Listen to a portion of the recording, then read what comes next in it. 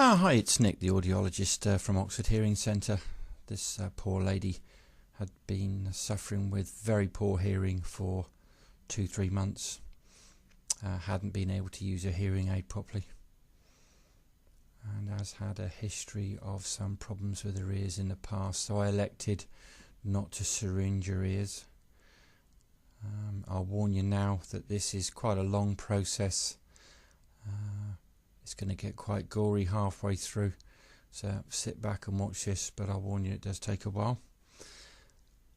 We're just slowly removing, excavating some of this wax. It's quite fresh, very fresh wax in fact. You can tell that by the colour. It's a very clear yellowy colour. Very old wax is a very dark black colour. There's a lot of dry skin with this as well. So I'm just clearing away most of this fairly fresh debris from the first third of her ear canal.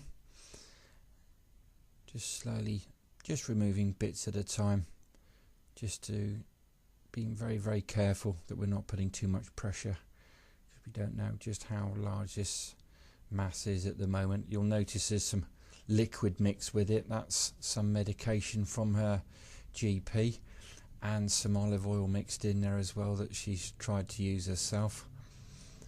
So you'll notice little bits of that sort of have all trapped in the folds of the wax. It's not an infection, it's just literally medication and olive oil. Just removing a bit more of this now, and things are starting to become a bit more clear that this is a bit more serious than just wax. Absolutely large, huge amounts of wax being removed all the time. And if you can see in that top corner there's that sort of white fluffy cotton wool looking appearance, and that's the first warning signs that this is just a bit more serious than there we go, a bit more serious than just wax. That is not cotton wool, by the way, folks. I don't think she's got a cotton wool bud stuck there. This is a far more serious infection called otomycosis. It's a fungal infection, sometimes known as Singapore ear, because it's hot and humid conditions that this seems more prevalent in. So we're just literally gonna just completely remove all of this debris now. Just remove all the infection that's actually growing. The bacteria is actually just growing on the wax. You'll notice there's certain portions of the wax there that's got wax and the fungal infection sitting on top of it.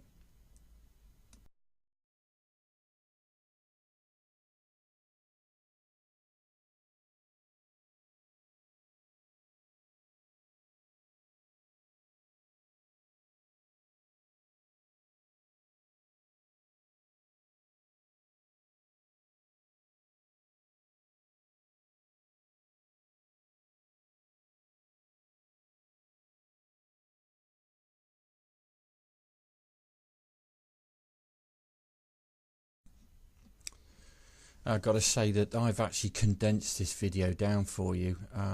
It takes nearly 10-11 minutes. Patient was absolutely fine, no discomfort whatsoever through the whole process. She was actually embarrassed by the amount of wax that I'm removing, but that's through no fault of her own. What I believe happened is that this infection, this otomycosis, this fungal infection, has obviously spurned her ear canal or the wax glands to produce more wax to try and protect itself, and that's exactly what's happened.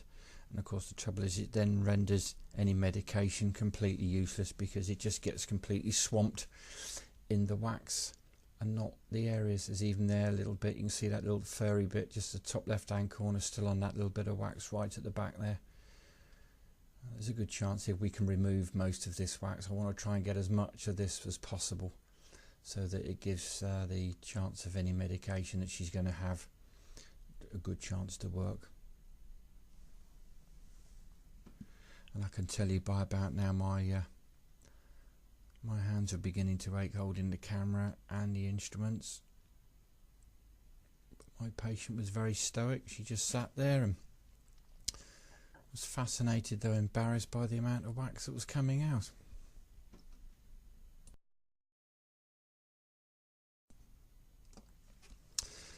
Now that looks like we're finally getting to the end now. There's a little bit there just at the end.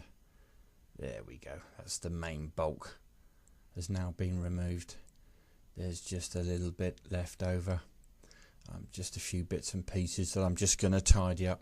Just try and remove every little, without making the patient's ear sore, of course. We don't want to actually make things worse. But I have to say that it's not too red. I'm surprised it's not a lot redder than it was. We're very lucky to pick this up. This could have caused us some very serious problems. That could have spread quite quickly.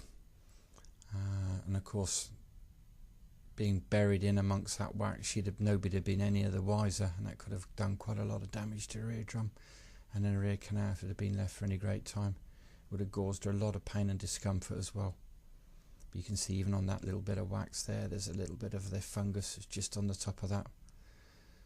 So I'm just going to clean that all off now.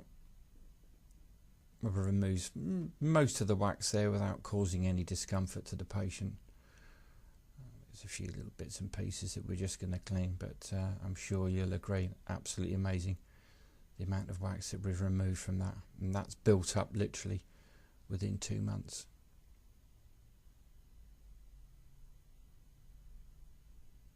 So that's all nice and clear now.